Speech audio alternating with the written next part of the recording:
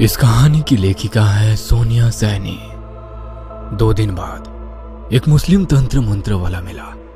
माँ और पापा को उस तांत्रिक ने कुछ भभूत पढ़कर दी, जिसे विनी के कमरे में छिड़कना था और घर के बाकी हिस्सों में भी छिड़कना था। किसी तरह विनी की नजर से बचाकर सारे घर में भभूत छिड़क दी गई। उस रोज कई साल बाद विनी ने अच्छी तरह से खाना खाया, 1-2 बार मुस्कुराई भी। माँ को तांत्रिक पर अटूट विश्वास हो गया था। अगले कुछ दिन हमारे लिए बेहद सुहाने रहे। विनी हमारे बीच कुछ देर के लिए आकर बैठती और 1-2 बार मुस्कुराती भी। उसके ठीक होने की उम्मीद भी बन सी गई थी। पापा ने तांत्रिक को विनी की हालत में हुए सुधार की जानकारी दी तो वो आत्मविश्वास से भर उठा।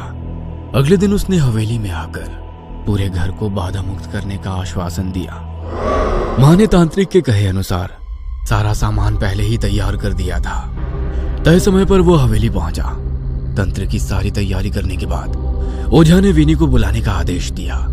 विनी तांत्रिक को देखकर रहस्यमयी तरीके से मुस्कुराई। सफेद रंग की सलवार कमीज पर उसने कुछ अजीब तरह से दुपट्टा ओढ़ रखा था, बिल्कुल वैसे जैसे मुस्लिम महिलाएं नमाज के समय पहनती हैं। विनी को इस रूप में देखकर हम सभी सकते में आ गए थे। ओझा के नजदीक पहुंचकर वो फिर से मुस्कुराई और मर्दाना आवाज में कुछ फुसफुसाने लगी।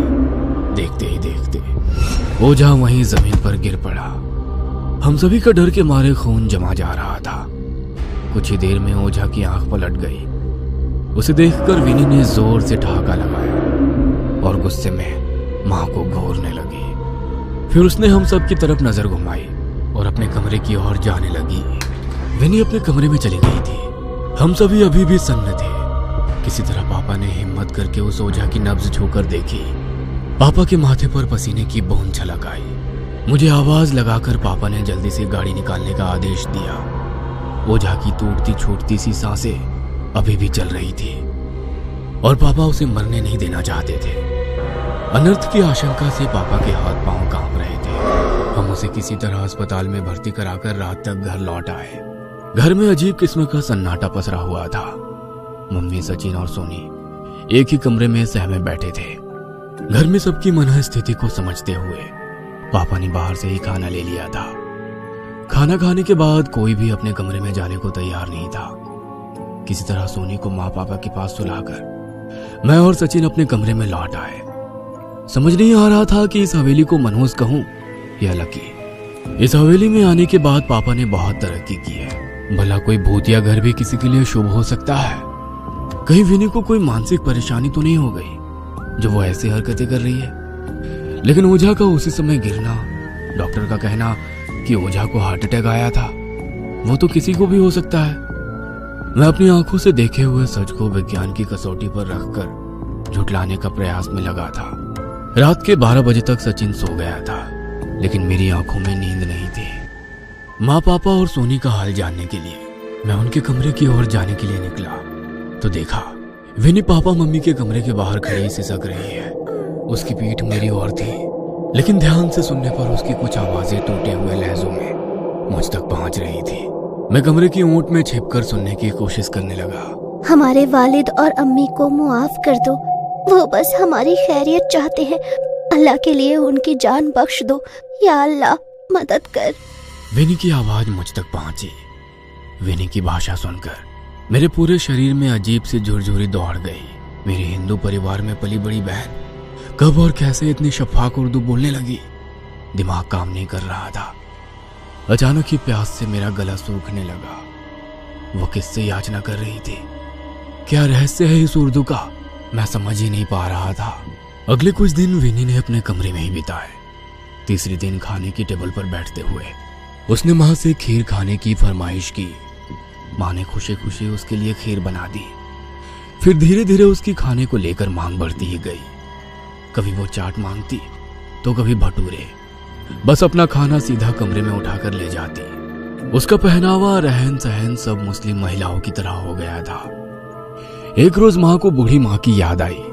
वो अम्मा भी तो मुस्लिम ही थी ना, कहीं उन्होंने ही तो कोई टोना टोटका नहीं करा दिया मेरी बच्ची पर। माँ अब अम्मा को ही कसूरवार ठहरा रही थी, लेकिन किया क्या जाए। ऐसा आसानी से तो वो मानेगी नहीं कि उन्होंने टोटका किया है।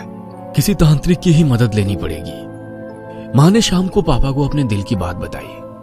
मैं अभी हॉस्पिटल से उस ओझा को देख कर आ रहा हूँ। उसके आधे शरीर में लकवा हो गया है, जुबान टेढ़ी हो चुकी है, कुछ भी बोलने या चलने फिरने की हालत में नहीं है। मुझे देखकर वो अजीबोगरीब घेघे जैसी आवाजें निकालने लगा। मुझे नहीं लगता अब कोई भी तांत्रिक इस हवेली में आना चाहेगा। फिर भी मम्मी के कहने पर अपनी बच्चे की सलामती के लिए पापा कहीं तांत्रिकों के पास भटके, किंतु कोई भी मदद को तैयार नहीं हुआ। 2 महीने बीत गए थे। हम सभी निराश हो चुके थे। पापा ने बहुत कोशिश की उनका ट्रांसफर हो जाए, लेकिन कोई काम नहीं बन पा रहा था। ऐसा लगता था मानो हम बंद गए हैं इस हवेली में। इधर विनी की हरकतें कुछ ज्यादा ही अजीब हो गई थी। उसकी तबीयत खराब सी रहने लगी थी। 1-2 बार वो चक्कर खाकर गिर पड़ी थी। जब एक दिन उसने खाने को देखकर उल्टी की तो माँ घबराने लगी। कोई उपाय ना सोचता देखकर माँ ने बूढ़ी अम्मा के पास जाने का निर्णय लिया। किसी तरह पूछते पूछते माँ अम्मा के घर पहुंची। छप्पर का एक कमरे का मकान था। घर के सामान के नाम पर कुछ बर्तन और एक चारपाई रखी थी। माँ को देख वो थोड़ा परेशान सी हो उठी। मालकिन, कैसे आना हुआ? मुझे बुलवाया होता। अम्मा, मेरी किसी बात का बुरा लगा हो तो मैं माफी मांगती हूँ। कैसी बातें करती हैं मैडम जी? कुछ बात हुई है क्या? अम्मा, आपने कहा था कि बच्चों को दूसरे भाग में मत जाने देना, लेकिन एक दिन मेरी बच्ची गलती से वहाँ चली गई थी। तब से माँ ने पूरी कहानी उन्हें कह सुनाई। माँ की बात सुनकर उनके माथे पर चिंता की लकीरें उभर गई। ये कैसे हो सकता है? उन्होंने घड़े से निकालकर एक गिलास पानी पिया। आप पहले क्यों नहीं आई? अब बहुत देर हो गई है। क्या मतलब है आपका? खुद को संभालिए मैडम जी। मैं जो बोलने वाली हूँ आप शायद बर्दाश्त नहीं कर पाएंगी। आपकी बच्ची पेट से है। क्या बकवास कर रही हैं आप? मैं सच कह रही हूँ। इतिहास खुद को दोहरा रहा है। ये सब पहली बार नहीं हो रहा है। लेकिन कैसे? कौन? मतलब हो क्या रहा है ये सब? मैं आपको पूरी बात बताती हूँ, आप थोड़ा धैर्य रखिए। मैं अपने अम्मी अब्बू की इकलौती संतान नहीं हूँ। मेरी एक बड़ी आपा भी थी जिनका नाम रेशम था। मुझसे अब 15 बरस बड़ी थी। तकरीबन 90 बरस पहले की बात है। अब्बू डाक विभाग में चतुर्थ वर्गीय कर्मचारी थे। देश पर अंग्रेजों का राज था।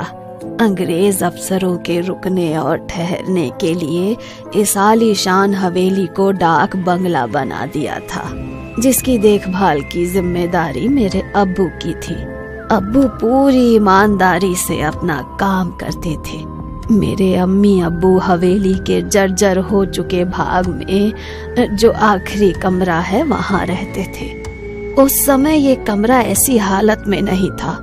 मेरी 13 वर्षीय आपा भी उसी कमरे में उनके साथ रहती थी। धीरे धीरे आपा गुमसुम सी रहने लगी। फिर बाहर आना जाना भी बंद कर दिया और अकेले कमरे में बंद रहने लगी। अक्सर वो रात को दीवारों को देखकर अजीब अजीब सी आवाजें निकाला करती थी। कभी बैठे बैठे रोने लगती तो कभी हंसने लगती।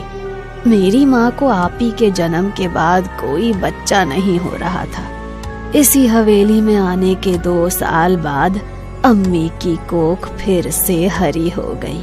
उधर अंग्रेजी सरकार से हवेली की देखरेख के नाम पर मोटी रकम आने लगी। उस दौर में जब हर ओर गरीबी और भूखमरी फैली हुई थी, हमारे घर में अन्न धन की भरमार थी। ऊपर से रहने के लिए आलीशान हवेली। अम्मी अब्बू खुद को भाग्यशाली समझते और अपनी किस्मत पर रश्क करते। उनके जीवन में सिर्फ एक कष्ट था और वो था आपी का यूं दिनों दिन बदलता व्यवहार। अब्बू आपी को कई बार मौलवी और ओझा के पास भी लेकर गए, लेकिन उसकी हालत में सुधार नहीं आया। कोई भी डॉक्टर, वैद्य, हकीम, तांत्रिक उनकी परेशानी की नब्ज नहीं पकड़ सका।